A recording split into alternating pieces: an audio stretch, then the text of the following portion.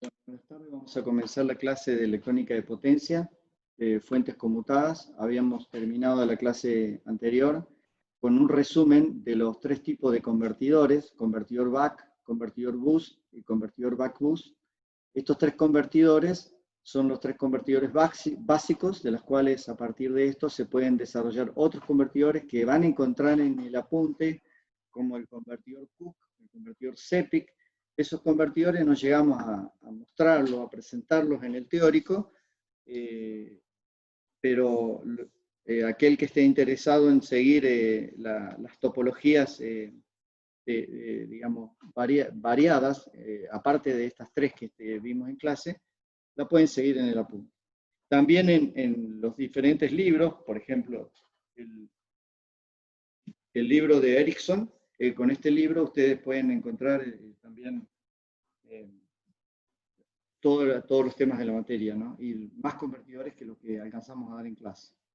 Voy a mostrar un ejemplo ahora de un diseño de un convertidor buck. Este convertidor buck dice lo siguiente: diseñar un convertidor buck para producir una tensión de salida de 18 voltios sobre una carga resistiva de 10 ohm.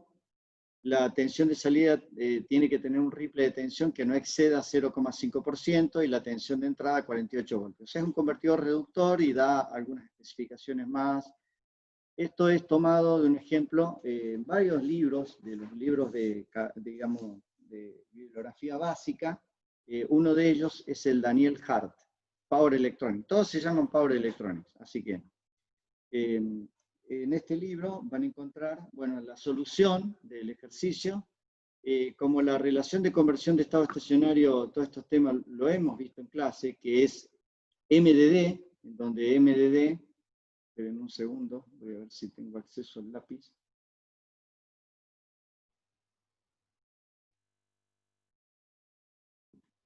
Acá ustedes habían visto que MDD era igual a D para el modo CCM, para modo de funcionamiento continuo. Bueno, este es el caso. Entonces, de aquí despejamos D, y D es la tensión de salida sobre la tensión de entrada, y como la tensión de entrada es 48 y la salida 18, me da que el ciclo de trabajo medio, o sea, del valor en promedio, para funcionar es de 0,375. De ahí sacamos el valor de la inductancia mínima, sacado de la función que habíamos visto, que K es igual a 2L sobre RT, y a la vez es igual a 1 menos D, que esto lo alcanzamos a ver, vimos todos los valores de K, y de ahí se despeja el valor de el término igual, que está puesto acá, es cuando se trata de la frontera, o sea, cuando K es igual a 1 menos D, estamos hablando de la frontera. Si yo dibujo de este lado, entonces K y D, estamos hablando de esta línea que está acá, que llega de 1 y 1 en K. Entonces, un valor cualquiera de K, por ejemplo por acá, K sub 1, me va a ubicar dentro de un régimen para este lado, para el lado izquierdo, que sería de DCM, y para el lado derecho, que sería de CCM. Entonces, es función del valor de K el régimen que va a estar. Ahora bien, si nosotros queremos saber cuál es el límite en las cuales el inductor o la carga entra en régimen de funcionamiento discontinuo, de esta fórmula que está acá, reemplazamos L por L mínimo y hacemos el valor igual. Y es la función que está acá, que es sacada de acá. Y me da 78 microhenry. ¿Qué quiere decir esto? Que la inductancia es el mínimo, esta inductancia es el mínimo valor para que esté funcionando en régimen de funcionamiento continuo. ¿Y a dónde estaría acá? Estaría en este valor, acá. Este sería el K que me da con el L mínimo y me asegura el régimen de funcionamiento en CCM en cualquier condición independientemente del ciclo de trabajo. Y despejo ese valor, entonces el valor que le asignamos, un 25% más, que 78 microhenry, es decir, 97,5. O 100 microhenry, algo así. Después determino el valor de delta y L en función de las ecuaciones que habíamos mostrado en clase y el valor de la corriente promedio, que el valor de la corriente promedio, la corriente del inductor va a ser esto, durante el tiempo T-on y T-off, y L.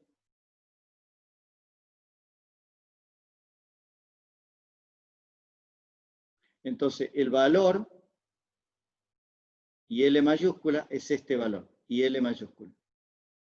Y acá tienen el delta y L. El delta y L es este valor que está puesto acá. Y el IL mayúscula es este valor que está puesto acá.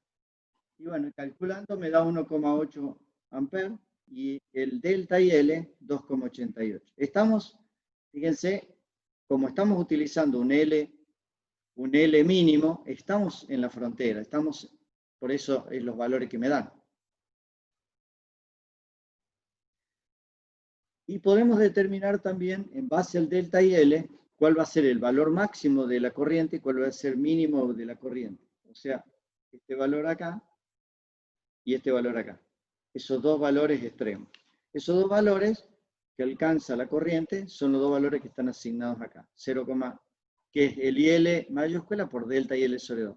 Porque yo elegí una inductancia un poco mayor que el valor de la frontera. Por eso se eleva un poquito el valor y no alcanza a ser el IL mínimo 0.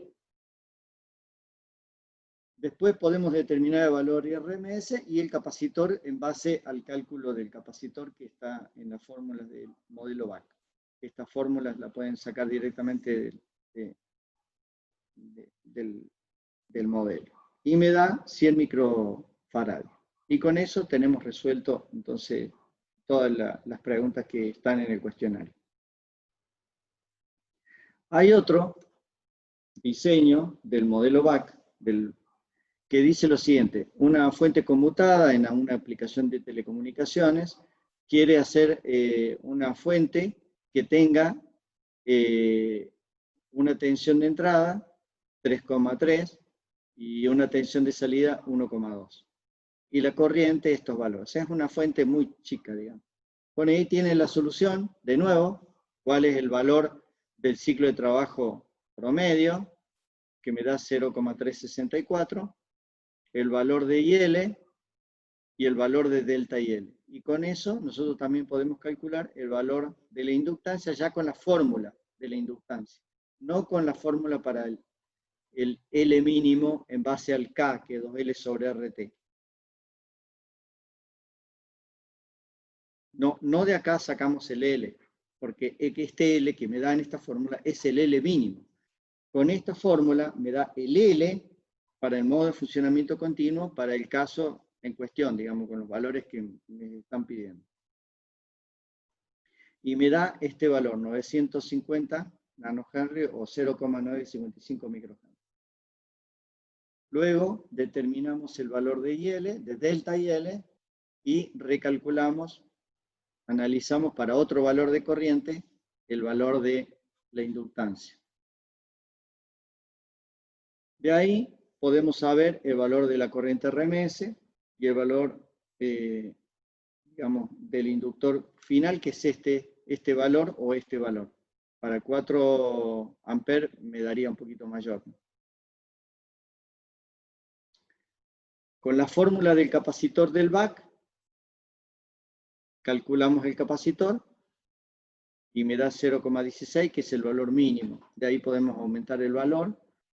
Y en base al Ripple, que es 2%, puedo calcular, porque delta V0 del capacitor, o sea, si yo tengo un capacitor y una resistencia del capacitor, bueno, por acá va a circular, habíamos dicho que en el BAC por acá circula el delta IC, que el delta IC es igual al delta IL, por lo tanto la corriente en la carga sería V0 sobre R sin el Ripple. Toda la corriente IL, que es y L mayúscula más delta y L, este delta y L va a pasar a ser absorbido por el capacitor como delta IC. Y a la carga va a ir solamente el IL, sin el ripple de corriente. Esa es la ventaja, ¿no? Y nosotros podemos, de esta fórmula aproximada, despejar el valor de la resistencia del capacitor, de esta que es la resistencia serie equivalente, también se llama en inglés ESR, y es delta V0 sobre delta IC, y me da 15 millones para el ripple que estamos hablando, ¿no? Que es la resistencia serie equivalente. Veamos otro ejemplo, que es el caso de un convertidor bus, siempre del libro de Daniel Hart. Son 3 libros los que los que ustedes pueden seguir los ejemplos. El libro es el Rashid, Power Electronics, el Mohan, Power Electronics, el Hart, Power Electronics, y ese sería básicamente. Y después voy a mostrar otro libro que no lo tenemos en formato PDF muy bueno, pero hablé con Javier para que se los dé disponible a ustedes. Ya lo ordenamos en esta semana para que lo escaneen. El libro se llama Problemas de electrónica y potencia, que está en biblioteca. Está en la librería acá en Cúspide, lo pueden encontrar, pero vale como 700 pesos. Así que este libro está muy bueno, se los recomiendo si ustedes quieren. Es todo de electrónica de potencia, problemas de electrónica de potencia, es bastante gordote, solamente trata problemas y tiene toda la materia. El libro lo conseguí en una versión escaneada, muy mal escaneada, pero ya lo tienen en el aula virtual. Y ahí lo bueno que tiene es que están todos los problemas resueltos de toda la materia. Entonces ustedes, cualquier problema que necesiten visualizar o ver, ahí tienen los ejercicios, y no uno, muchísimos ejercicios. Así que como complemento al libro de Hart o al libro de Rashid o al libro de Ned Mohan. Así que, y para fuentes conmutadas también tenemos ejercicios para control, que lo vamos a ver en el... Profe, Sí. ¿quién es el autor del de Problemas de Electrónica de Potencia? Bautista Blanco, Andrés Bautista.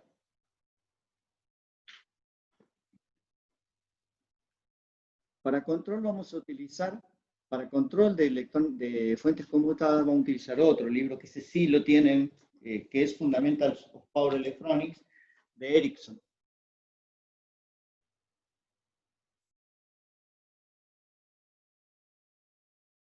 Este libro está muy bueno y ustedes tienen la versión en PDF en el aula virtual. Todos los libros los tienen en versión en PDF y están como la bibliografía básica, digamos, no como la bibliografía de consulta, está como la bibliografía básica.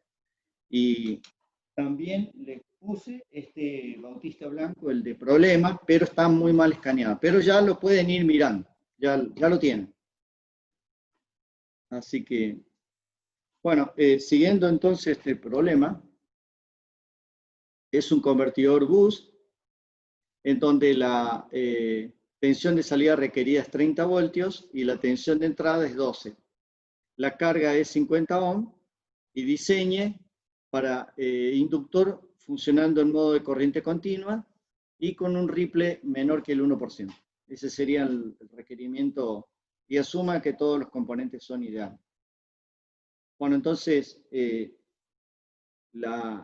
muchos de los libros lo tienen esta forma, el ciclo de trabajo, pero para el bus, MDD es igual a 1 sobre 1 menos D. Así que si ustedes pueden despejar de acá, el valor, no hay problema. Entonces, MDD es, digamos, 30 sobre 12. Al revés de como está acá. Y les va a dar 0,6. Y la inductancia mínima la sacan de nuevo del K. El K siempre es 2L sobre RT. Pero ¿qué pasa? En el bus, el K crítico es 1 menos D, ¿verdad? Al cuadrado por D. Ese es el K crítico del buck boost. De ahí despejan ustedes, de esta fórmula, de acá, perdón, de ahí, despejan el L, que es el valor mínimo, como esta ecuación es igual, le da justo el valor de la inductancia crítica, que es justo en la frontera entre el régimen de funcionamiento continuo y discontinuo. Y con eso le da el valor de L mínimo. Bueno, lo calculan y les va a dar 96 microhenry. Y para asegurar que funcione en toda condición en modo de funcionamiento continuo, lo hacen un poco más grande que ese valor, o sea, seleccionan 120 microhenry. De ahí despejan entonces el valor de la corriente del inductor, de la fórmula de corriente del inductor, y le va a dar 1,5 amperes. De ahí despejan el delta y L sobre 2, que van a estar viendo cuál es el valor de la frontera. Delta y L sobre 2 justo en la frontera, y le da 1,2. Y pueden sacar el valor de la corriente máximo y el valor de la corriente mínima con la corriente más menos delta y L sobre 2. Y el capacitor, que el cálculo del capacitor es distinto al cálculo del buck, que era C igual a I por T sobre, por D por T, sobre delta B, y delta B sería esta relación, ¿no? Acá. T lo ponemos abajo como frecuencia, y de ahí despeja. Le da 48 microfaradios como valor mínimo. Un diseño 2 del bus, bueno, se lo dejo como tema de lectura, pero es similar. Se los puse directamente todo para que ustedes lo tengan. Y un buck boost también, tomado todos del HARP. ¿Por qué del HARP? Porque cualquiera de los libros que acabo de mencionar tratan este tipo de problemas. Y los problemas están resueltos, ejemplos resueltos. Así que cualquiera de estos libros, me pareció interesante el HARP porque lo tiene bien esquematizado a los ejercicios. Así que eso se lo dejo como tema de lectura, son todos los problemas bastante similares. Este libro, que es el Barrado Batista, que es el que mencioné, que es un libro español, no está en inglés, está en español, se llama justamente Problema de electrónica de potencia, y muestra una fuente conmutada en donde da las especificaciones de la fuente, por ejemplo, de la tensión de entrada, puede variar entre 48 y 60, la tensión de salida de 15 voltios, el rizado, 50 milivoltios.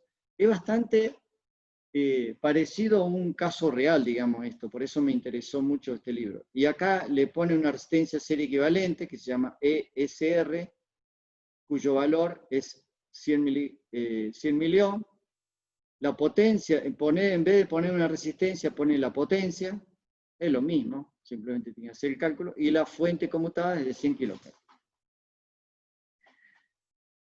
Lo primero que pide de qué tipo de convertidor es un convertidor reductor, buck, y asuma que funciona en modo de funcionamiento continuo, calcular la relación de ciclo de trabajo, calcular el valor de L para que funcione en modo de funcionamiento continuo, y valor de L para que opere en modo discontinuo. Y considerando la inductancia del apartado continuo, o sea, el apartado 2, determinar el valor del capacitor, el valor de la resistencia que impone el condensador, pero para un rizado que sea este valor. Valor de la resistencia serie equivalente ya lo está poniendo. Y después representar gráficamente los valores, representar gráficamente la forma de onda que tendría. Y después, ¿qué ciclo de trabajo deberá ajustar el ciclo de control para el caso de que la carga, en vez de ser 5 vatios a 30 vatios, pase a ser 2 vatios? Con 2 vatios va a entrar seguro en DCM, en modo de funcionamiento discontinuo. Y bueno, la solución, lo primero que calcula son los límites de funcionamiento para las dos tensiones, para la tensión de 48 voltios de entrada y para la tensión de 60 voltios. Y la tensión de salida siempre 15, así que el funcionamiento del ciclo de trabajo va a ser entre 0,31 y 0,25. Ese va a ser el lugar de control de la fuente conmutada, que viendo el circuito sería el D que vamos a entrar acá, que vamos a entrar ahí al transistor. Este sistema de control, que sería, acá lo muestra en lazo cerrado, pero nosotros estamos solamente por ahora viendo lazo abierto, bueno, estaría haciendo el control con este rango de variación entre 0,31 y 0,25. Perdón, 0,31 acá y 0,25 acá. Disculpen. Para que funcione en modo de funcionamiento continuo, un medio de la corriente del inductor tiene que ser, entonces, tiene que ser superior a delta IL sobre 2, el valor de IL, ¿no? Así que de ahí podemos despejar el valor de IL. Este valor de IL tiene que ser mayor para que este valor no toque en el cero. O sea, no alcance a ser cero. Este valor tiene que ser, este valor de IL tiene que ser bastante mayor que delta IL sobre 2.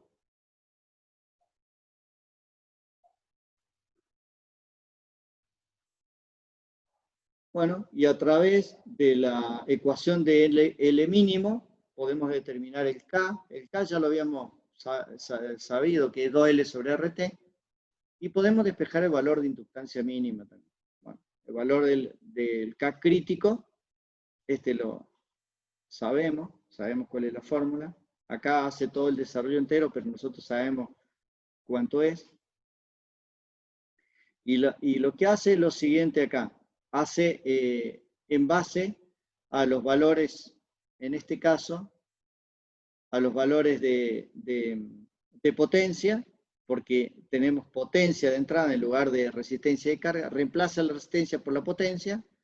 Resistencia es igual a P0 sobre B0 cuadrado, entonces reemplazamos y me queda el valor de la inductancia para entrar para que me asegure que esté dentro del modo de funcionamiento continuo. Y bueno, y como vamos a elegir el valor más chico de la potencia, que es 5 vatios, entonces con 5 vatios me da 168,75 microhenry y vamos a elegir 169. Luego podemos determinar para los distintos valores el régimen de funcionamiento, digamos, continuo y discontinuo. Acá tenemos, por ejemplo, para 30 vatios, el valor de la inductancia que me daría 25 microhenry. Y con 48 voltios, porque recuerden que la tensión de entrada puede variar entre 48 y 60, o sea, ese es el rango de variación de la tensión de entrada. Tenemos que elegir el peor de los casos. Y acá lo que muestra este gráfico, que no está en el apunte, pero sí lo van a encontrar acá, por eso también me interesó que lo vean, es el comportamiento de distintos valores de inductancia para estar dentro del régimen de funcionamiento continuo. Aquí está en la frontera, este es el valor mínimo y este es el valor para la máxima potencia, digamos, y va a estar jugando entre esos dos valores. Perdón, este es para la mínima potencia y este para la máxima. Después hace el cálculo de la resistencia serie equivalente, muy parecido al que mostró Daniel Hart, y puede determinar el valor de la resistencia con el valor de la resistencia 100 miliohms. ¿Cuánto es el valor del Ripple que vamos a lograr? Que es 66,3 con 100 miliohms. Y luego hace el cálculo del capacitor. Y el cálculo del capacitor, acá hace todo el desarrollo de la fórmula, pero nosotros ya lo tenemos, es esta, directamente ponemos el valor y ponemos los valores y me da, o sea, todo este desarrollo que está acá es el desarrollo teórico, así que no lo podemos pasar por alto porque nosotros ya sabemos cuál es el valor del capacitor. Y ahí muestra las gráficas y las corrientes máximas, las corrientes medias, y la gráfica para las distintas potencias que vamos a ir viendo. Y acá cuando entra en régimen de funcionamiento discontinuo, empieza a levantar la resistencia, digamos, la resistencia de carga, empieza a levantarla en sus valores y van a encontrar, entonces, yo no sé si lo tenía calculado, creo que lo calculé, no sé si lo tiré al papel, lo podemos recalcular de nuevo, pero podemos calcular en base a las dos potencias el valor de la resistencia de carga. Creo que eran 7 ohm y algo así. Bueno, yo acá tengo hecho en la simulación, para que ustedes vean, el caso con 48 voltios, una frecuencia de 100 kHz, la inductancia es 169, el capacitor de 50 microfaradios, 100 miliohms, y la mínima resistencia de carga. Y después acá en la diapositiva le muestra que hace una simulación con el valor máximo que me va a asegurar, con 2 vatios, me asegura que está en régimen de funcionamiento discontinuo, que sería en este caso, digamos, 112. Entonces tendríamos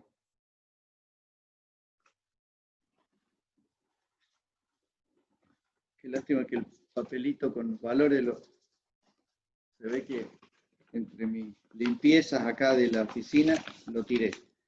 Bueno, entonces tenemos 112,5 para régimen de funcionamiento discontinuo. Ahí ya entra el régimen de funcionamiento discontinuo bastante importante. 7,5 es el valor de la resistencia de carga para 30 vatios. Entonces, con este valor vamos a estar bien en régimen de funcionamiento continuo, digamos. Y vamos a correr la simulación, entonces. Corremos la simulación. Y lo que pide es que muestren la forma de la gráfica. Bueno, ahí tienen la forma de la gráfica. Vamos a plotear 2, 3. La primera vamos a poner, arriba vamos a poner, no, voy a sacar uno. Por ahora voy a sacar uno. Ahí está, vamos a dejarlo. En la primera vamos a poner la corriente del inductor y en la segunda vamos a poner la tensión de salida. Bueno, ahí pueden ver, por ejemplo, en el caso de modo estacionario por acá, a la derecha al final, fíjense que todavía no llegó al estacionario ahí, así que voy a tener que ir un poquito más al final. Ahí más o menos estaría, fíjense que todavía no alcanzó.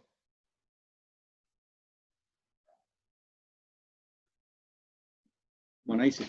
Ahí estaríamos ya en régimen de funcionamiento estacionario, que pasado los 5 milisegundos. Ahí tienen el TON y el TOFF, y esta es la tensión de salida que está pedida 15 voltios. Fíjense, no alcanza a ser exactamente 15 voltios. ¿Por qué? Porque acá es real todo.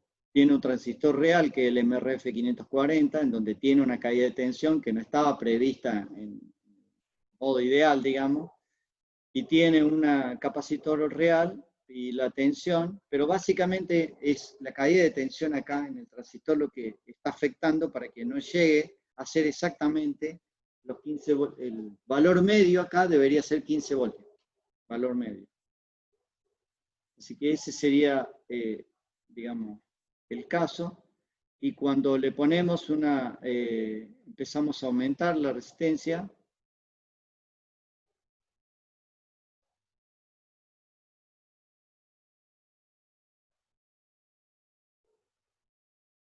vamos a ver qué valor de resistencia me da para...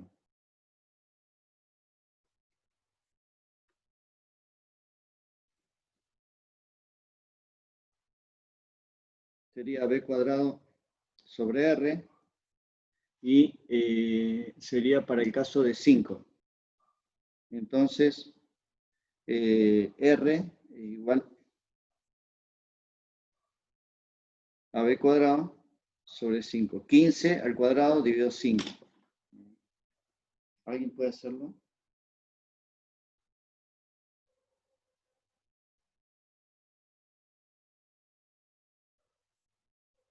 ¿15 al cuadrado sobre 5, profesor? Sí. Son 45. 45. Bien, 45 ohm, entonces, sería la resistencia que me ubica la fuente conmutada en la frontera. Entonces, en lugar de 7,5, le vamos a poner 45 y vamos a ver si realmente es así. Entonces, corremos.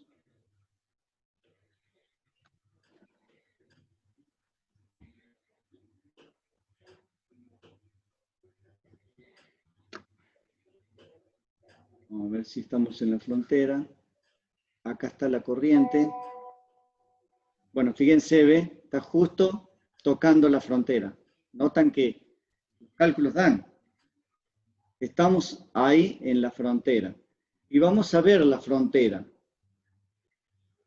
Viendo la frontera, entonces vamos a hacer los 3 ploteos.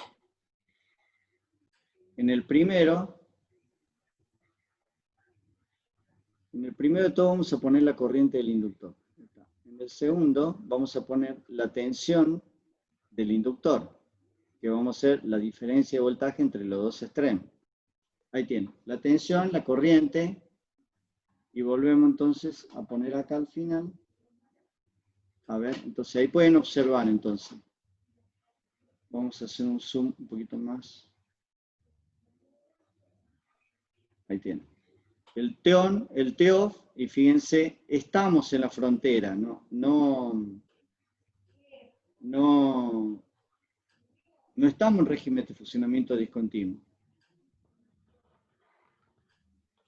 Vamos a agrandar acá, lo más que podamos para ver que exactamente toca el cero. Entonces, sigue siendo, al estar en la frontera, el comportamiento de la fuente conmutada es como CCM, porque está justo en la frontera. Pero ¿qué pasa? Acá en la fórmula dice, ¿qué pasa cuando nosotros vamos a el modo de funcionamiento discontinuo directamente? O sea, con una resistencia para 2 vatios de 112,5 ohm. En ese caso, entonces, reemplazamos 45 por 112,5 y verificamos el comportamiento a ver si efectivamente se pasa a DSM como está en el libro.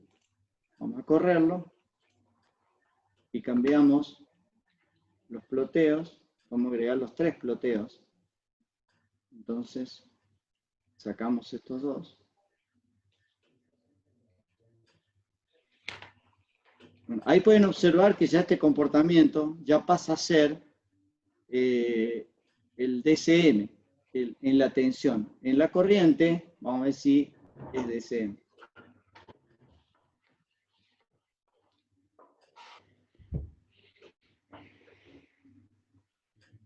Profe, disculpe, ¿qué le indica Sí, que la tensión que está en modo DCM? ya le muestro. Ya le muestro porque ahí no lo están viendo. La tensión de salida, y porque MDD no es D. MDD es D, pero también función de K. ¿Se acuerdan que es distinto el comportamiento de MDD estando en DCM? Fíjense, le voy a mostrar acá, antes de mostrarle eso que me acabas de preguntar vos, le muestro que en un caso real, con transistores reales, acá van a observar algo que no observaban. Fíjense que pasa por cero y vuelve a subir. O sea, este comportamiento no era un comportamiento predicho en el caso ideal, pero en el caso real sí. Y lo mismo esto. Esta forma, ¿qué es lo que me tendría que haber dado? Me tendría que haber dado esto que está acá, como está acá, en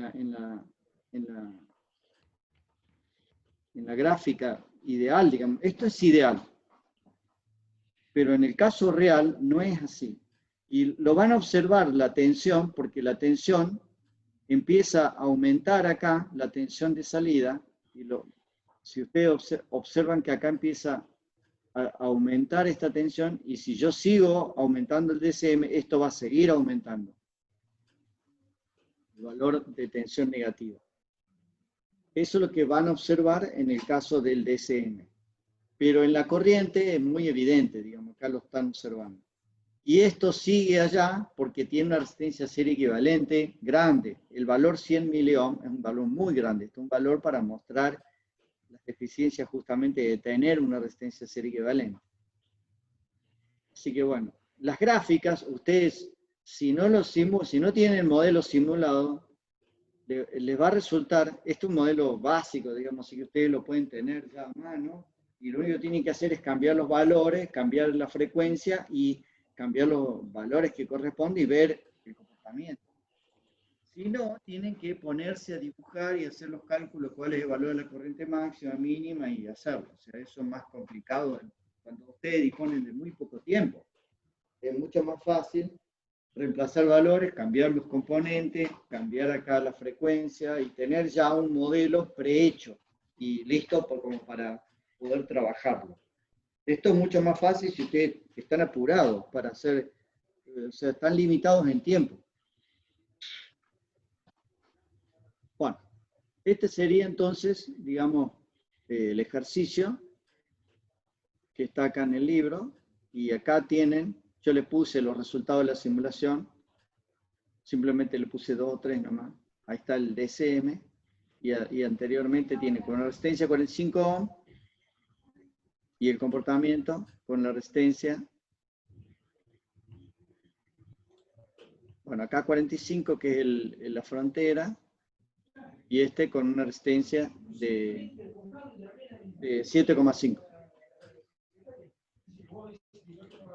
Esperen un segundito que voy a silenciar. Pueden silenciarse todos porque hay alguien que está... Bueno, gracias. Bueno, vamos a cambiar la diapositiva. Vamos a continuar entonces.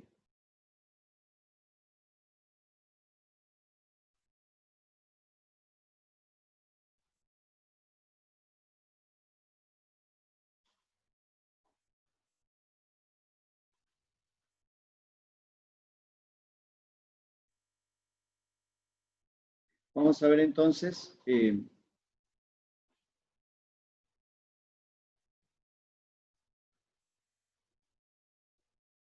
fuentes conmutadas aisladas, que es la parte, digamos, 2 de fuentes conmutadas. La idea de la fuente conmutada aislada, que habíamos mostrado en la primera clase, es que tiene un transformador de aislación. El transformador de aislación tiene estas características que están mostradas acá. Entonces tiene el transformador de aislación dos formas de ser presentado, digamos, o más de una, pero esta es de la izquierda, una forma de presentación de un transformador de forma ideal, en donde estos cálculos que están acá son teniendo en cuenta que el transformador es ideal. Es ideal. En donde no tiene inductancia, sino que todo lo que entra sale. Y sale a la salida, digamos. Tenemos por otro lado otro caso de transformadores en donde se manifiesta inductancias de dispersión, resistencias del bobinado, resistencia de magnetización, inductancia del circuito de magnetización, la resistencia es de pérdida, perdón, y resistencias en el bobinado de serie e inductancia de dispersión serie. Todo esto se da en un modelo real. Este es real y este es ideal, el de la izquierda. ¿Qué vamos a usar nosotros para los modelos de transformadores de fuente conmutada? Un modelo intermedio, en donde, por el momento, y para los primeros análisis, no vamos a considerar que tiene pérdidas de dispersión, de inductancia de dispersión, ni de resistencia, pero sí tiene la inductancia de magnetización, que es esta que está acá. ¿Qué es la inductancia de magnetización en un transformador? Cuando yo conecto el transformador en una línea, por ejemplo, de alterno, de lo que sea, supongamos que de alterna, que es la más fácil, y a la salida tenemos todas las salidas a circuito abierto. Entonces, vamos a medir aquí el efecto de la inductancia que hay en el circuito, y ese efecto de la inductancia se llama inductancia de magnetización. y es la inductancia a circuito abierto. Esa sería la inductancia. Cuando conectamos las salidas, bueno, ya sería otra historia.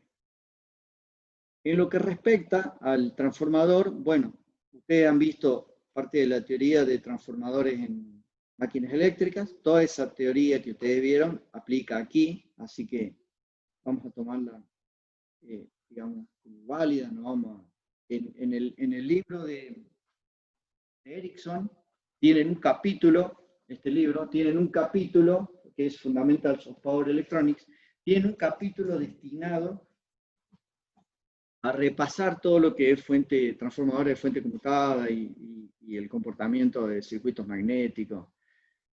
Vamos a ver solamente un par de conceptos que nos interesen y a medida que vayamos utilizando el transformador vamos a ir acompañando los conceptos y afianzándolo y ampliando. Por el momento vamos a decir que cualquier circuito magnético, cualquier sea, sigue una línea que se llama el circuito de magnetización. Esto corresponde a una densidad de flujo magnético que está en este eje y una intensidad de campo magnético. Esta intensidad de campo magnético, entonces, en el caso ideal, digamos, ¿cómo sería en el caso ideal? En el caso ideal sigue una línea. Bueno, yo no la dibujé bien, disculpen. Vamos a borrar la basura.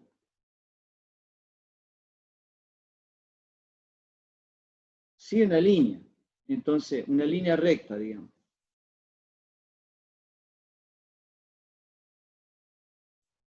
En donde acá es B y acá es H. Este sería el caso ideal. Y como sigue y vuelve sobre la misma línea. Pero en un caso real no es lineal, sino que tiene un achatamiento al final hasta llegar a la saturación. Y satura en densidad de flujo magnético. Por este lado satura. Si nosotros hacemos una línea de referencia acá, podríamos analizar acá la corriente, el delta y L, digamos, aquí sería la corriente y L, y acá tiempo. Ahí podríamos analizar el comportamiento y podría estar funcionando acá. Ahí. Ese sería el comportamiento del inductor o del transformador. Por otro lado, yo sí quise aclarar desde el vamos que B, que es la densidad de flujo, tiene que ver con el inductor. Si bien acá estamos viendo corriente del inductor, pero también ustedes saben que cuando por un inductor pasa una corriente, delta y L, ustedes pueden ver, este sería una corriente, pueden ver la tensión que hay acá. Entonces, disculpen, acá de nuevo dibujé mal la línea de eje. Vamos a empezar de nuevo. Por hacerlo rápido no me sale bien. Entonces, si yo dibujo una corriente, entonces del inductor,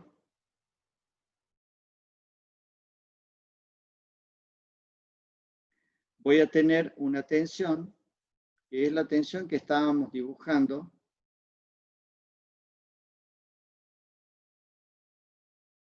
BLT. Bien. Si está circulando esta corriente la ven acá. Y de este lado ven la integral esta, de la tensión que está pasando por el inductor para los cuales por él circula corriente. Entonces, B es proporcional a la integral de esta tensión del inductor, sub 1 quiere decir que es la del primario en este caso, o del inductor por las cuales circula la corriente, en función del tiempo. O sea, tiempo, amplitud. Es esta integral. Si esto está indefinidamente conectado, o sea, esto sigue para allá y esto sigue para allá, bueno, esto va a seguir ampliándose para allá y se va a saturar. Bien, eso, y tienen dos maneras de verlo a los inductores y dos tipos de análisis. El análisis que se hace es el análisis con entrehierro y sin entrehierro. En inglés es air gap, con o sin air gap. Y esta pendiente que hay acá, esta pendiente, está relacionada con la inductancia. Con la inductancia de magnetización en particular. Que es la inductancia que vimos que es el efecto de un transformador, digamos, es esta inductancia que está acá. Entonces, esa pendiente está relacionada. Y obviamente esa pendiente no es, como esto no es una línea recta, sino se va achatando al final, entonces a medida que se va achatando, esa pendiente se va haciendo más cercana a cero. Y el valor de la inductancia cada vez tiende a ser más chico, obviamente, a medida que nos acercamos al valor de B de saturación. Esos serían los principios básicos que me interesaría que ustedes ahora lo vean. Más adelante vamos a seguir ampliando sobre esto y ir mejorando los conceptos, ¿no? Bien. Entonces, respecto de un transformador ideal, nosotros vamos a incorporar los conceptos del efecto de la inductancia en un transformador ideal, que se llama inductancia de magnetización, que cumple todas las características de un inductor, ¿no? Que llega a todas las leyes, la ley de Faraday, todas las leyes que ustedes vieron en inductores, aquí aplica. Entonces, una fuente conmutada aislada va a tener los siguientes bloques, digamos, si dibujáramos bloques. Un circuito de potencia con un transformador involucrado en el sistema de aislación. La aislación sería el transformador, el circuito de aislación. Múltiples salidas, porque la fuente conmutada aislada tiene esa ventaja, que tiene posibilidades de tener muchas salidas, y de todas estas vamos a tomar muestras, de una o de varias, para hacer el circuito de control, o sea, hacer el PWM y eso incorporar dentro del sistema de control. Esa sería la idea básica de una fuente conmutada que tiene aislación. Si el PWM está de este lado o está de este otro lado, del lado galvánico derecho o del lado galvánico izquierdo, bueno, eso veremos, depende del circuito. Hay circuitos que están de este lado y circuitos del otro. Acá está mostrado del lado derecho. Yendo respecto de fuentes conmutadas, entonces vamos a tener dos tipos de modelos que habíamos mostrado en la primera clase, que una es con excitación del núcleo unidireccional y otra es con excitación del núcleo bidireccional. ¿Qué significa eso? Lo habíamos mostrado, lo repetimos. Lo que queríamos decir es lo siguiente. Tenemos dos tipos de fuentes conmutadas. Una fuente conmutada que va a trabajar por acá, conmutando, T-on, T-off, T-on, T-off. Esto es circuito con excitación de núcleo unidireccional. Porque H tiene está funcionando en un solo cuadrante dentro del valor de la corriente de magnetización. Por otro lado, tenemos el circuito con excitación del núcleo bidireccional, en donde el comportamiento básicamente va a seguir esto. T-on, T-off, T-on, T-off, y va a seguir por acá. Este circuito es un circuito de excitación de núcleo bidireccional. Lo que vamos a ver hoy son solamente la de azul, esta primera parte nomás. La clase que viene vamos a ver la otra. Y hay dos convertidores que hacen este circuito. Uno que es el convertidor flyback y otro es el convertidor forward. Vamos a comenzar entonces con el flyback. Voy a tratar de resumirlo. Si no me alcanza el tiempo para completarlo, no importa. Lo completaremos la clase que viene. Lo importante es que lo que vayamos dando lo vayamos, digamos, afianzando lo más que podamos. Habíamos visto tres modelos de convertidores no aislados. El modelo back, el modelo boost y el modelo back boost.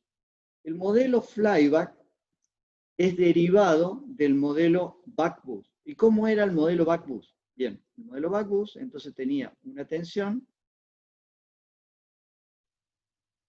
una llave, un inductor conectado en serie, un diodo, el capacitor y la carga. Este es el modelo back boost.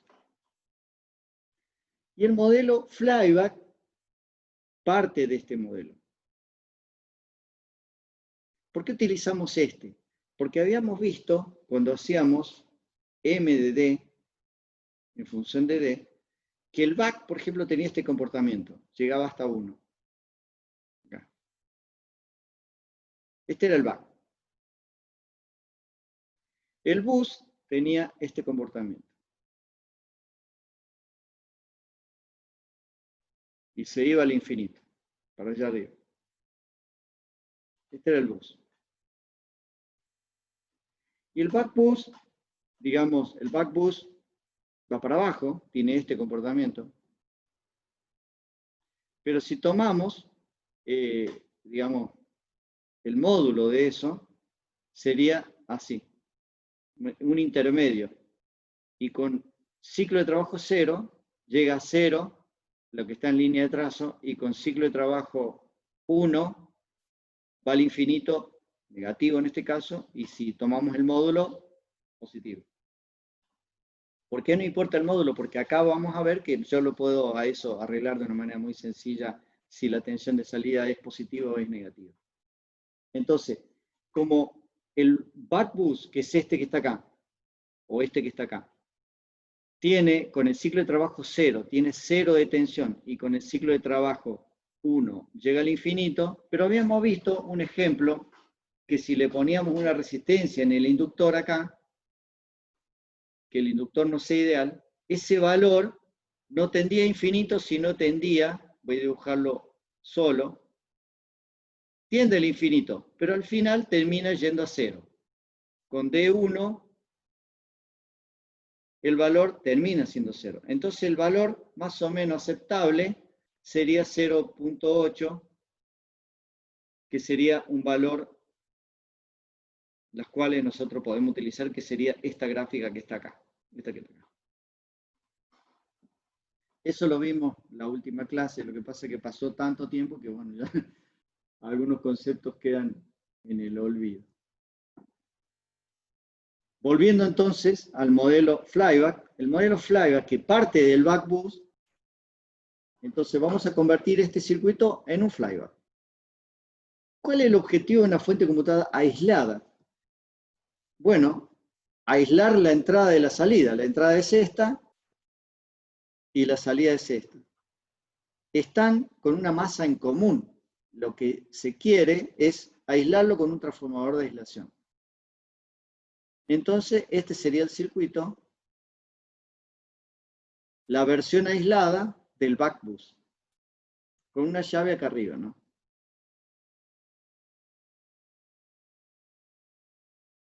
Se ponen los puntitos en un transformador que significa que cuando acá sea positivo, de este lado es positivo y no abajo.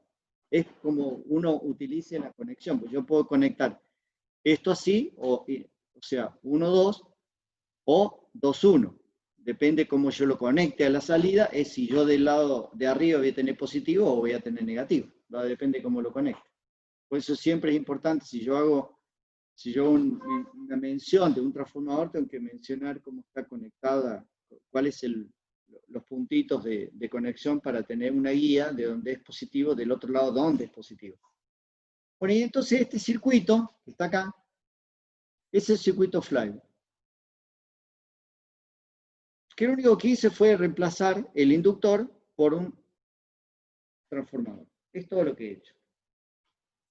¿Cuál es la diferencia que voy a notar entonces al final de cuentas? Bueno, lo único que me quedaría ahora es este transistor que está acá arriba, ponerlo abajo, ponerlo acá, en la misma línea, pero del lado de abajo. ¿Para qué? Para que sea mucho más sencillo, digamos, la conexión. Y como acá es negativo positivo, si yo invierto todo esto, o sea, la parte de abajo la llevo arriba y la de arriba la llevo abajo, invierto todo esto, voy a tener positivo arriba.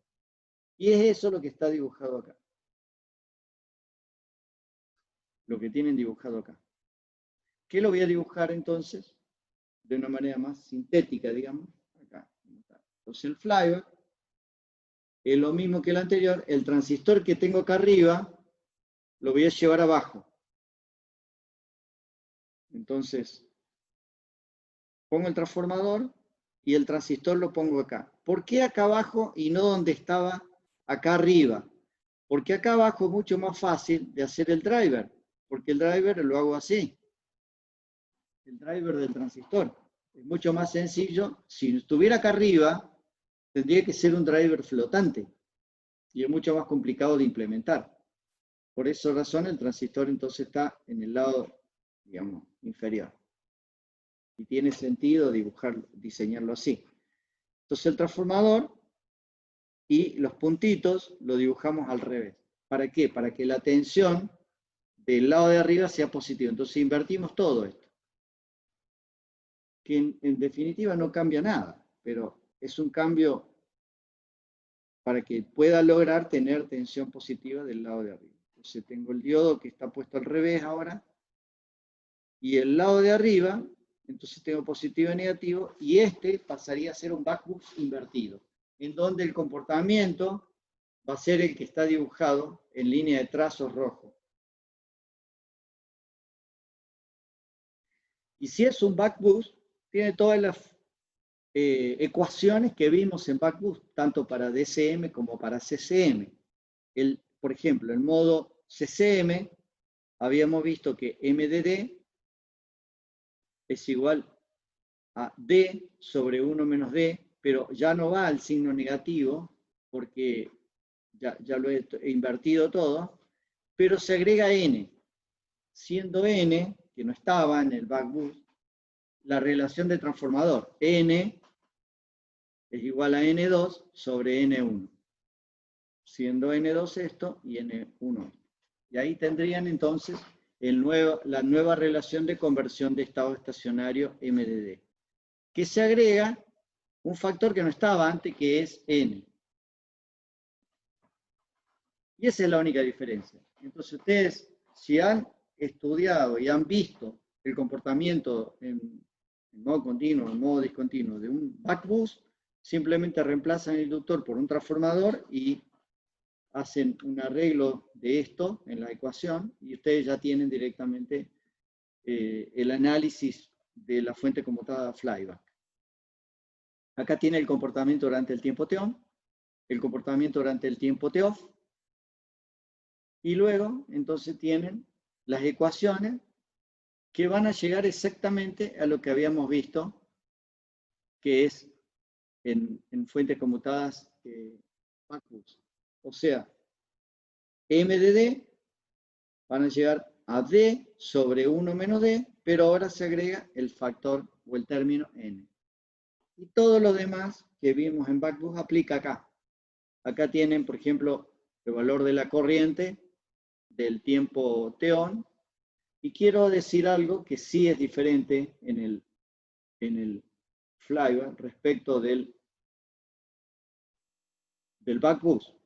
En el buck-boost la corriente, la corriente y L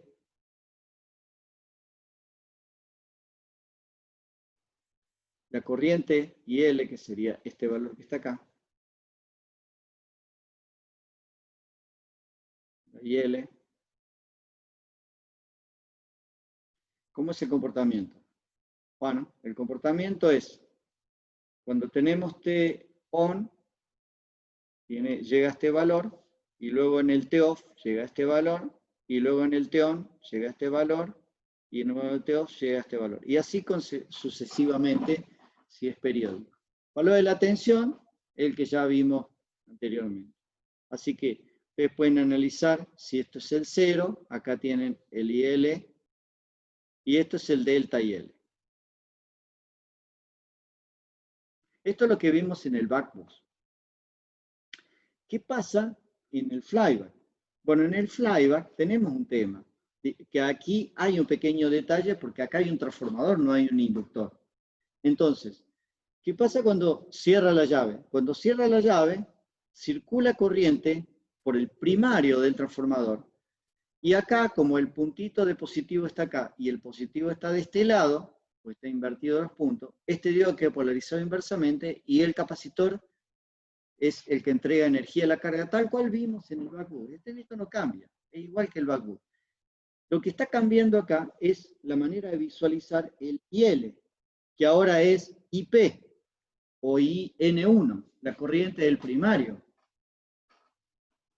Y cuando el transistor se abra, y por acá deje de circular corriente, va a circular corriente por el secundario. Entonces, esta corriente no es IL, es IS o I de N2, o como le guste llamar. Entonces, acá vamos a tener una pequeña diferencia. Vamos a imaginarnos que tiene la misma cantidad de vuelta el primario que el secundario. Entonces, lo que vamos a ver es esto. Exactamente lo que veíamos en el buck boost. Vamos a imaginarnos que tiene distinta cantidad de vuelta el primario que el secundario. Supongamos entonces que tenemos una corriente del primario y que va llegando hasta el valor que se apaga y cuando se apaga el transistor va a circular corriente por el secundario. Pero la corriente del secundario ahora ya no va a ser necesariamente este punto de inicio y este punto final. Sino puede ser esto o puede ser esto. Dependiendo de qué. Dependiendo de si tiene más cantidad de vuelta o menos cantidad de vuelta. Y ustedes lo van a ver acá, a la corriente. Esta es corriente del primario y esta es corriente del secundario. Van a decir, pero acá hay una discontinuidad en la corriente. No hay discontinuidad, porque en un transformador lo que vale son las NI. El producto de la cantidad de vuelta por la corriente. Entonces, si yo acá en vez de poner I, hubiera puesto NI, entonces me hubiera dado lo que me está dando acá arriba. Por eso, cuando ustedes analizan en máquinas eléctricas, este factor que está acá, esto que está acá, el H, fíjense, el H es N por I sobre L, pero no la I, las N por I. ¿Y por qué las N por I? Porque lo que no es discontinuo en la corriente de un transformador son las NI. Entonces, eso es lo que ustedes van a observar. Ahora, si ustedes lo miden con un osciloscopio, van a observar que es discontinua la corriente. Sí es discontinua, pero no son discontinuas las NI, que es lo que vale en un transformador. Y si vemos la simulación, por ejemplo, observemos esto. Después seguimos con el análisis que estábamos mostrando. La corriente del primario, cuando la llave se cierra, alcanza, y fíjense, está superando 5 amperes. Si acá es 5, acá estaría como en 6,5 más o menos. Llega hasta 6,5 amperes. Sin embargo, cuando el transistor se abre y queda cerrado el circuito a través del diodo y mido la corriente por el diodo, que sería esta, la corriente por el diodo de salida, parte de este valor que es casi 10 amperes. Sin embargo, acá no es casi 10 amperes. Acá la discontinuidad está al revés. Sería este caso. Sería este caso. Y ahora le voy a hacer la pregunta. Si la corriente es mayor en el secundario que la corriente previo a abrir el circuito. Si acá, suponga que alcanza 5 y acá parte de 10. ¿Es elevador o reductor? Reductor de... Reductor. Reductor de tensión. Así es. Así es. Se mantiene, entonces se mantiene en el circuito el principio que estaba puesto al principio de la diapositiva toda, que es esta relación. La sumatoria de las NI son iguales a 0 en un transformador ideal. Esto se mantiene, porque es el caso de un caso ideal. No estamos analizando un caso ideal. Bueno, este detalle sí es un detalle que ustedes van a observar, esta discontinuidad de corriente y se contradice con lo que ustedes estudiaron que la corriente en un inductor no puede ser discontinua. Lo que pasa es que en un transformador lo que no puede ser discontinua es la N por I. Esa sería, digamos, la conclusión, digamos. Voy a cerrar esto. La clase que viene voy a mostrar algunos ejemplos de simulación para el modo flyby forward. Bueno, entonces sigamos con la diapositiva.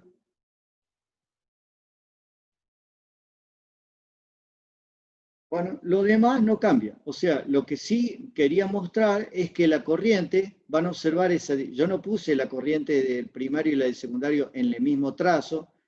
Lamentablemente no lo puse, porque si lo hubiera puesto, sí hubiera podido hacerles observar con más detalle todavía esta discontinuidad que se está observando en lo que es la corriente. Bueno, entonces todos los demás cálculos que están mostrados acá son exactamente los mismos que hemos mostrado en el backboost. Así que es simplemente repetir el backboost. El K crítico, lo único que cambia acá en lo que respecta, habíamos visto que el backboost, por ejemplo, el K crítico, que siempre es 2L sobre RT, nada más que ahora inductancia de magnetización acá, es la inductancia de magnetización. Entonces es 1 menos D al cuadrado, pero ¿qué pasa? Todo sobre N, o sea, sería así. ¿Qué es lo que ven acá? Si yo lo separo, me queda 1 menos D al cuadrado sobre N cuadrado. Después el modo discontinuo, tal cual ustedes lo han visto en backboost, acá se repite, digamos. Sí hay un detalle que quisiera agregar en el transformador flyby. ¿Qué es esto que quisiera que ustedes observen? Acá es un transformador ideal y una llave ideal en el circuito. Pero quisiera mostrarles algo. Cuando la llave está abierta, primero, cuando la llave está cerrada, circula corriente por acá y se cierra a través del transistor. Y la tensión acá es positiva y la tensión acá es positiva, por lo tanto el diodo de 1 queda abierto y la carga queda solamente conectada con el capacitor de salida, digamos. Esa sería la idea del instante de tiempo T-on. Si analizo la tensión del transistor en el instante de tiempo T-on, estaríamos por acá abajo. Sería B de colector o B de drenador. Y tiempo. Vamos al paso 2, que es si el transistor se abre. Cuando el transistor se abre, entonces lo que voy a observar es lo siguiente. Llave abierta, este circuito se abre, por lo tanto, por el lado del primario no circula corriente, y circula corriente por el lado del secundario. Como circula por corriente por el lado del secundario, ahora viene otro concepto que le voy a ir de a poco agregando, BH. La idea es la siguiente. Aquí hace una traza, BH, que sería esta, T-on, T-off. Pero vamos a ir primero al T-on.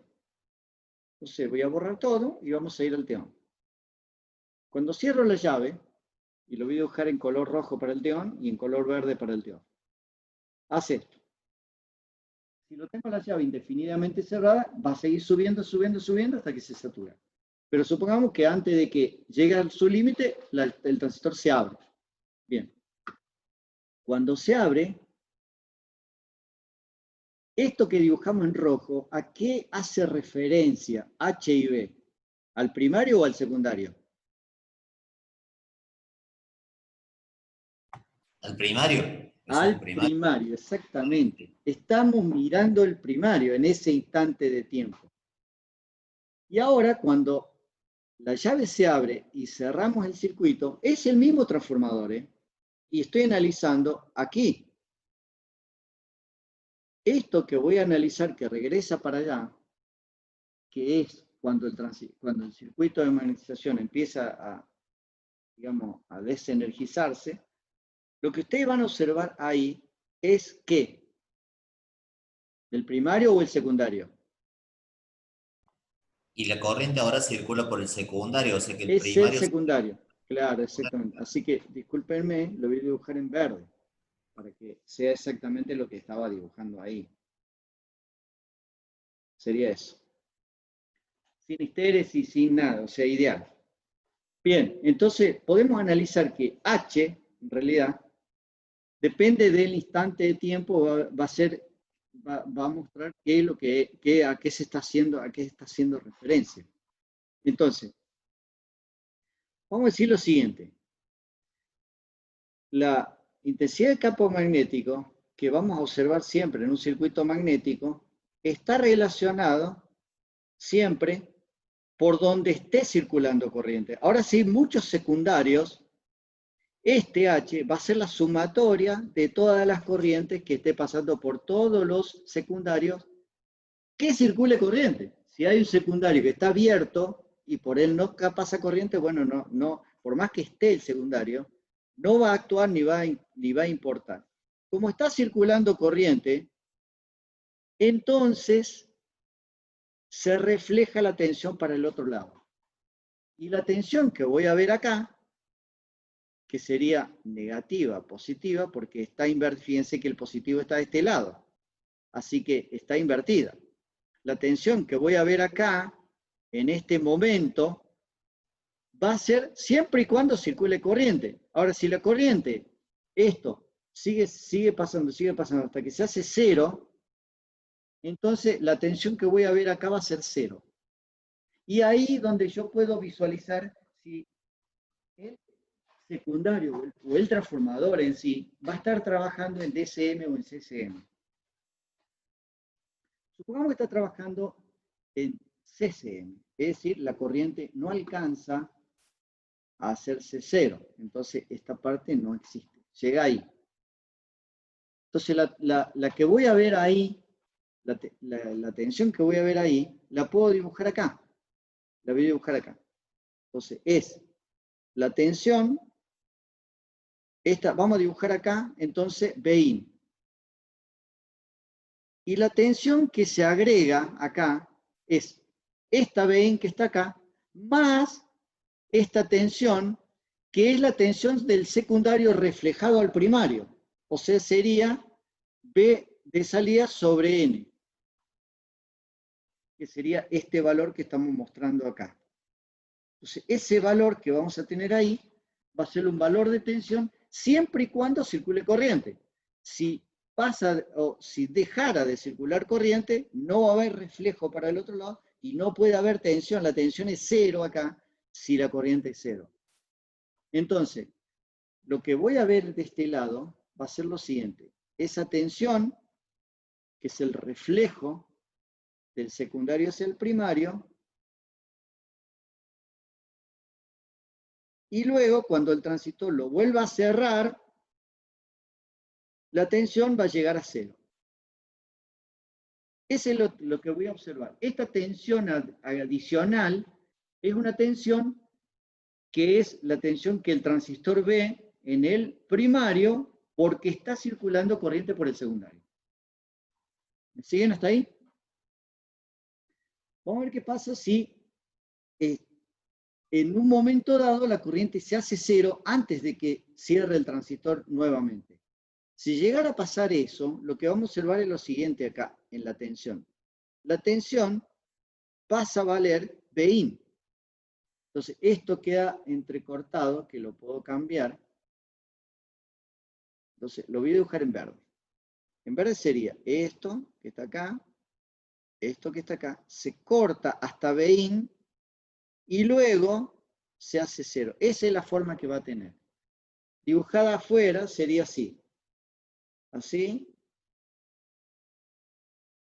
Esta sería la forma en donde acá tengo Bin y acá tengo la tensión Bout sobre N, pero acá, durante todo este lapso de tiempo, es Bin y luego llega a cero. Este modo de funcionamiento es porque está en DCM. Alcanzó a cero la corriente del secundario antes de que vuelva a cerrarse el transistor. Y si fuera CCM, lo que está dibujado en negro acá. CCM sería esto. Entonces, Esto es CCM. Y ahí se van a dar cuenta, mirando la tensión acá en los bornes del transistor, si la fuente conmutada está trabajando en CCM o está trabajando en DSM, porque lo observan en la tensión. Ahora, como la tensión es prácticamente el doble de la tensión de entrada, porque es la tensión de entrada más la tensión de salida dividido N, es prácticamente el doble, entonces el transistor tiene que estar diseñado para el doble de esta tensión. Y otro detalle, si el transformador fuera real, va a haber inductancias de dispersión. Y esas inductancias de dispersión hacen que acá se vea un sobrepico, así una oscilación subamortiguada. Estos sobrepicos que están acá son impredecibles. Disculpen, no es que sean impredecibles, son predecibles, pero pueden tener relación con la degradación del transformador. A medida que el transformador con los años se va degradando, esos valores pueden ir incrementándose. Y lo que puedo inferir es que los transistores pueden estar sometidos con el envejecimiento de los componentes a más tensión que la tensión cuando fue diseñada, cuando está recién liberada de fábrica, digamos. Y esto es peligroso, digamos, para los fines del transistor. Entonces, en ciertas fuentes conmutadas que son diseñadas de precisión o diseñadas de alta seguridad, digamos, en vez de poner un solo transistor, ponen dos transistores. O sea, del lado del circuito flyback es el mismo que el que vimos antes. No hay ningún cambio. Lo único que cambia acá es, en lugar de tener un solo transformador y un transistor, y esto puesto en el primario, en vez de ser esto, en vez de ser este circuito que está dibujado acá, cambiamos un solo transistor por dos transistores y dos diodos. Con la idea siguiente: cuando saturo Q1, también saturo Q2. Cuando apague Q1, también apago Q2. Pero saturar los dos transistores es como poner un transistor más acá arriba, en serie con el de abajo,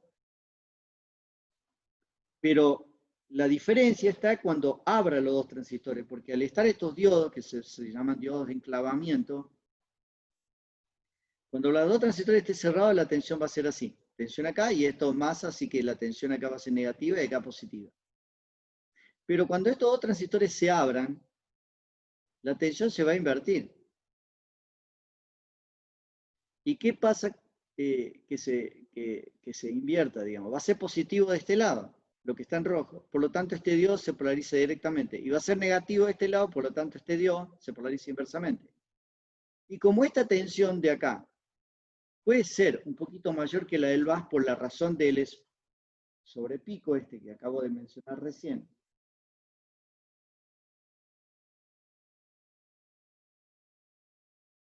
de este sobrepico que está acá, entonces lo que voy a observar es que si hubiera un sobrepico de tensión, va a ser llevado al VAS directamente.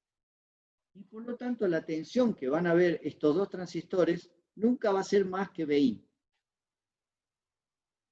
En lugar de un solo transistor, que es el doble de Vin más el sobrepico. Entonces, si bien tiene dos componentes y dos diodos, tiene más componentes que la fuente conmutada clásica, es mucho más seguro este circuito, a pesar de tener más componentes. Hay una teoría se llama de ciclo de vida medio de los componentes, que cuando más componentes tenga, más posibilidad de falla va a tener el sistema. Eso se llama MTBF en inglés.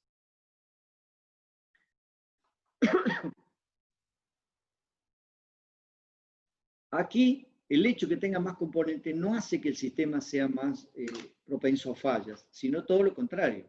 El circuito es mucho más seguro, teniendo más componentes. Es un caso excepcional, digamos. Pero esta fuente conmutada se recomienda para fuentes conmutadas, flyback, para aplicaciones de electromedicina o para aplicaciones de seguridad. En lugar del circuito con uso del transistor, porque este circuito me asegura que la tensión siempre va a ser estable, como valores máximos, en los transistores, en cualquier condición. Vamos a ver un ejemplo. Entonces, acá hay un convertidor flyback funcionando en CCM. Digamos, los cálculos son iguales o similares a lo que hemos estado viendo en el convertidor back-boost. Así que todas las ecuaciones que estamos mostrando acá son similares. Como estamos pidiendo una tensión de salida de 5 voltios y la tensión de entrada es 28 voltios y la relación de vuelta es 1/3, bueno, y están dadas ya las especificaciones, así que acá no hay que calcular el inductor porque el inductor ya está puesto. Entonces simplemente, en base a la relación de tensiones, ajustamos cuál es el valor del ciclo de trabajo que le corresponde para este caso. En el circuito, en el convertidor back-boost, vimos que hasta 0,8 de ciclo de trabajo anda bien y después empieza a decaer por la resistencia del inductor. Bueno, acá sería lo mismo, así que yo no puedo utilizar un ciclo de trabajo mayor que 0,8. En el caso del flyback ocurre lo mismo que en el caso del back-boost. Después hacemos el cálculo de la corriente, digamos, de magnetización en base al valor de la inductancia de magnetización o el valor de la corriente con el ciclo de trabajo 0,349. Y eso me va a dar una corriente, para ese caso de valor medio, de 0,256 y un ripple de 0,39. Bueno, entonces ahí tienen el valor máximo y el valor mínimo. Estos son los valores máximos y mínimos para que esté funcionando en CCM. Si no ocurre esto, va a estar funcionando en DCM. El ripple es en base al cálculo del capacitor para el caso del back-boost. Acá es el mismo cálculo, no hay ningún cambio en el cálculo. Y bueno, y acá tiene un circuito típico de utilización de esta fuente. La clase que viene le voy a mostrar un ejemplo de simulación, tanto del flyback, que sería el que estamos dando ahora, como del forward que vamos a hacer la clase que viene. Así que acá tienen un ejemplo. Acá tienen entonces, este es el primario del transformador. Y acá tiene un secundario, 2 secundarios y 3 secundarios, porque es un circuito para 135, para 12 y para 7,5 y para 25. Todas estas tensiones son las tensiones que puedo utilizar en la fuente conmutada, en un caso práctico, digamos. Se puede ser para un monitor, para algunas aplicaciones. Acá tienen el transistor, un transistor elegido, un BJT, que los BJT para poder entrar en el SOA tienen que tener una red Snubber. Así que sí o sí el transistor BJT requiere una red Snubber para el apagado, una red de ayuda al apagado. Y el PWM, que es este integrado, está del lado caliente, digamos, o sea, del lado de entrada. Así que requiere un circuito de alimentación. Este transformador, este secundario, es un secundario auxiliar para alimentar el PWM. Y un circuito de alimentación que se llama startup. De arranque, digamos, circuito de arranque, que lo voy a explicar más adelante, pero los circuitos típicos que se utilizan para el arranque en las fuentes conmutadas. Así que este sería básicamente la idea general de los bloques, digamos, a nivel bloque. La realimentación la está recibiendo de alguna de las salidas, entonces utiliza, por ejemplo, esta tensión para realimentar y esta tensión para realimentar. Podría haber utilizado otra. El que diseñó este circuito decidió que estas dos tensiones son las que convienen ser como parte del circuito de realimentación. Acá está el diodo del circuito de realimentación y del otro lado el optoacoplador. Este diodo con el transistor son parte del optoacoplador para la realimentación. Como esto es el lado caliente, para allá es el lado frío, para acá es el lado caliente, entonces yo tengo que, la tensión de salida, para llevarla al otro lado, tengo que hacerla pasar por un circuito aislado. Un circuito de aislación válido, digamos, puede llegar a ser entonces un optoacoplador. Profe, Esta entonces sería ahí, una idea general, ¿sí? El parámetro de control sería que la diferencia de las dos tensiones de salida se mantenga constante. Claro, el promedio de esos dos valores. Tengo que ajustar con resistencia para que los valores que miden, que estoy observando, sean valores, digamos, este es un circuito un poquito rebuscado, pero podría utilizar otro tipo de circuitos ahí. Pero básicamente lo que estoy haciendo es tomando una muestra de la tensión y una muestra de la otra y haciendo un promedio de las dos. Y tengo que poner una red de resistencia para que los valores de las tensiones sean relacionables, se relacionen, para poder promediar. Pero son esas dos tensiones las que el fabricante elige tomar como muestra para el circuito de realimentación. Cuando es múltiples tensiones, porque yo podría tomar una sola, o no puedo tomar todas, y las otras tensiones van a tener un error de cruce, digamos, un error porque yo no estoy tomando muestra de todas las tensiones, sino tendría que ser un sistema multivariable, en donde tenga todas las variables controladas y cada una de ellas me manejen y me controlen el ciclo de trabajo, pero el ciclo de trabajo es uno solo, es un solo D que está entrando al transistor. Y tengo muchas tensiones que le están pasando distintas cosas a cada una de las cargas. Así que tengo que asumir el promedio de dos de ellas, por ejemplo, en este caso.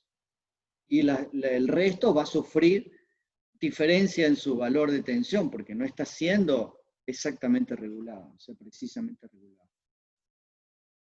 Igual la regulación está porque está afectándose, digamos, el transformador se ve afectado. Si yo absorbo carga, afecto al circuito de magnetización, así que se ven afectados. Lo que sí se puede analizar es cómo afecta cuando yo cambio la carga en un circuito no realimentado y cómo cuando yo le voy cambiando la carga, cómo el sistema se ajusta frente a un cambio que no lo está viendo. Pero se ajusta pero con una relación mucho más suave. Y esa diferencia la puedo evaluar tanto dinámicamente como en su valor estacionario. Las dos cosas se pueden evaluar.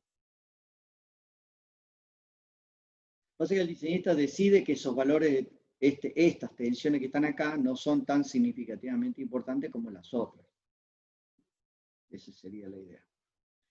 Bueno, en la clase que viene, entonces, vamos a ver el convertidor forward.